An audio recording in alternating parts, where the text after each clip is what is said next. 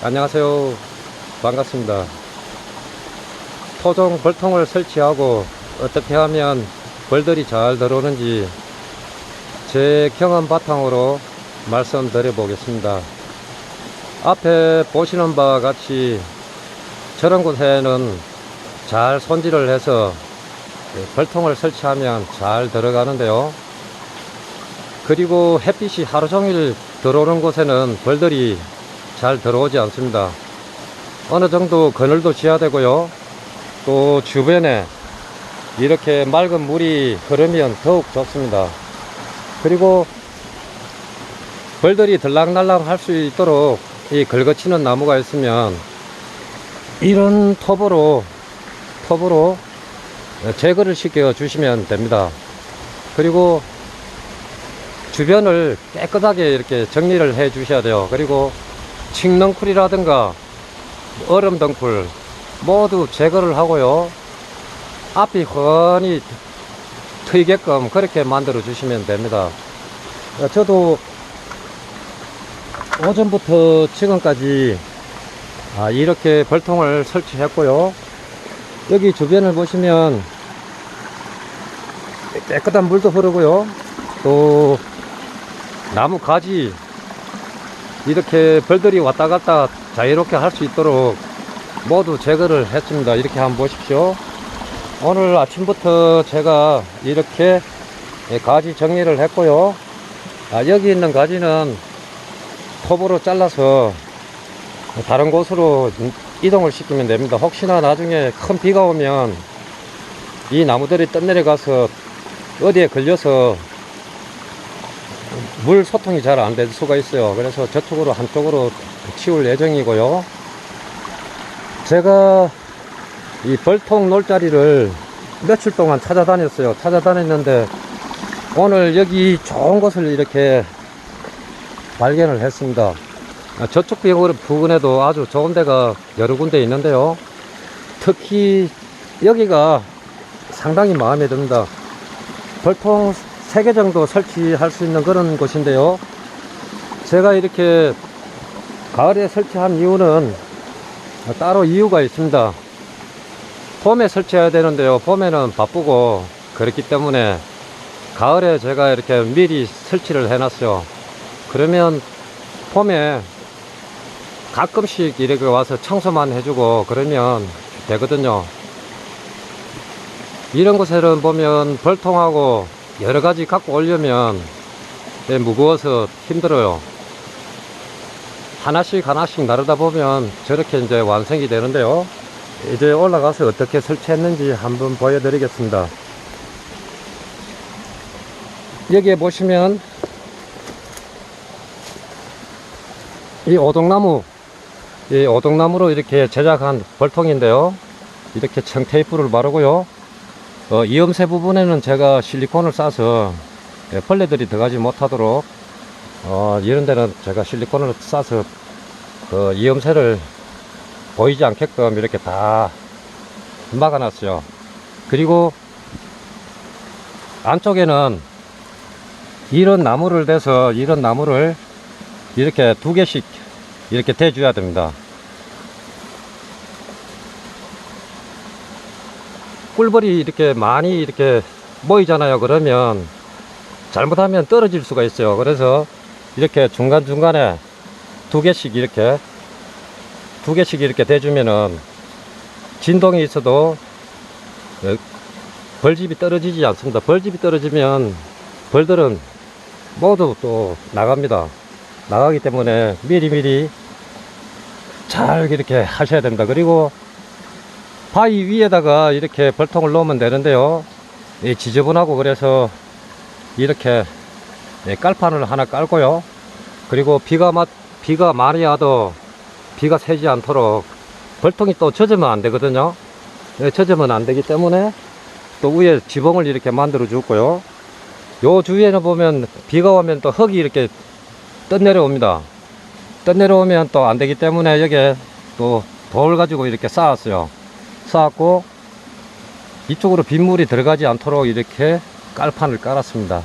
깔았고 위에는 이렇게 무거운 돌을 눌러서 태풍이 와도 끄떡없이 지붕이 흔들리지 않도록 이렇게 돌을 2개를 이렇게 눌러놨고요. 또 이런 부분에도 보면 정리를 잘해서 벌통 설치를 하면 이런데도 들어올 확률이 많습니다. 그리고 여기도 땅을 조금만 파내고요, 벌통을 설치하면 아주 잘 들어올 것 같은 그런 느낌이 들어요.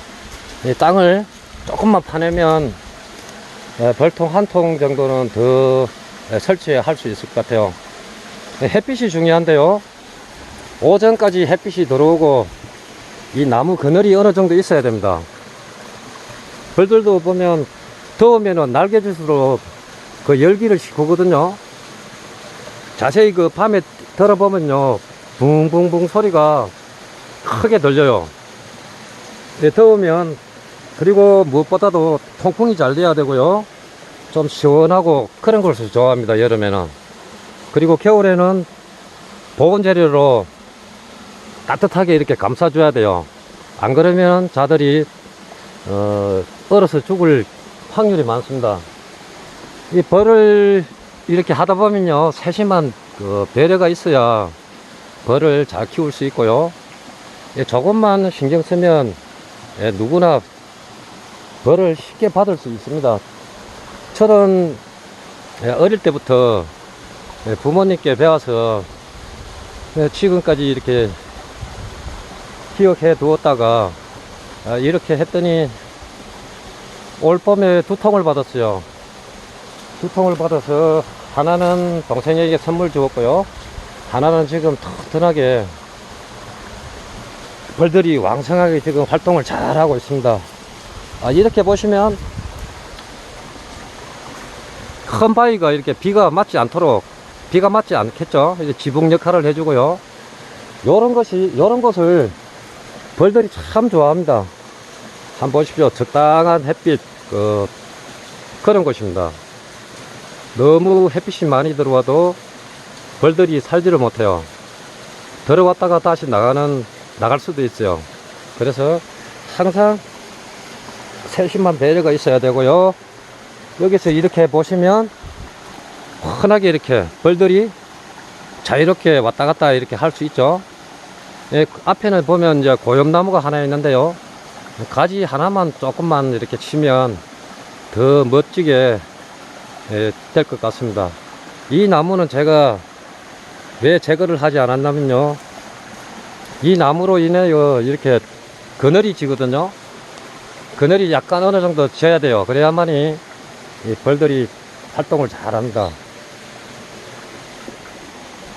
그리고 무엇보다 중요한 것은 이 주변에 물이 있다는 것입니다. 물론 산에도 보면 계곡이라든가 어느 곳에든지 이 계곡이 있기 마련입니다. 이 벌들도 물을 참 좋아합니다. 수시로 이렇게 보면 모래 같은 데 보면 벌들이 이렇게 앉아서 수분 섭취를 하는 걸 본 적이 있지 않습니까? 그거와 똑같은 현상입니다. 이제 제가 벌통 설치를 다 했고요, 이 나무만 이렇게 한쪽으로 치우고 그렇게 정리를 싹 하면 될 것 같습니다. 그리고 이 주변에도 또 찾아보면 벌통 놓을 자리가 또 있을 것 같아요. 지금 여기에 한 통만 이렇게 설치했지만 요 밑에 하고 한 2통 정도 더 설치가 가능할 것 같네요. 이런 부분에도 제가 지금 찔레나무하고 모두 이렇게 제거를 다 했습니다. 제거를 했어요. 이런 곳에는 사람들이 그냥 내버려 두지를 않습니다. 저도 찾다가 여기를 선택을 했고요, 이런 좋은 것을 발견하기가 쉽지는 않습니다. 보기에도 아주 좋아 보이죠. 큰 바위도 있고 나무 그늘도 적당하게 들어오고요, 그리고 오후에는 햇빛이 들어오지 않는 그런 곳입니다. 이 주변에도 보면 꽃나무라든가 보면은 무수한 꽃들이 많이 피거든요. 그래서 벌들이 아주 좋아할 것 같습니다. 어디까지나 제 경험 바탕으로 이야기했으니까요. 대한민국에 벌 잘 받는 사람들이 아주 많아요. 어디까지나 제 경험으로 이야기했으니까요.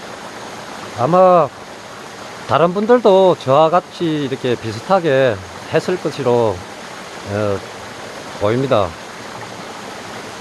간단하지만 원리만 알면 벌 받기는 아주 쉬워요. 누구나 다 할 수 있습니다. 저도 어릴 때부터 해봤기 때문에 지금도 이렇게 기억에 남아서 이렇게 해보는 것입니다. 오늘도 이렇게 끝까지 시청해 주셔서 고맙습니다. 안녕히 계세요.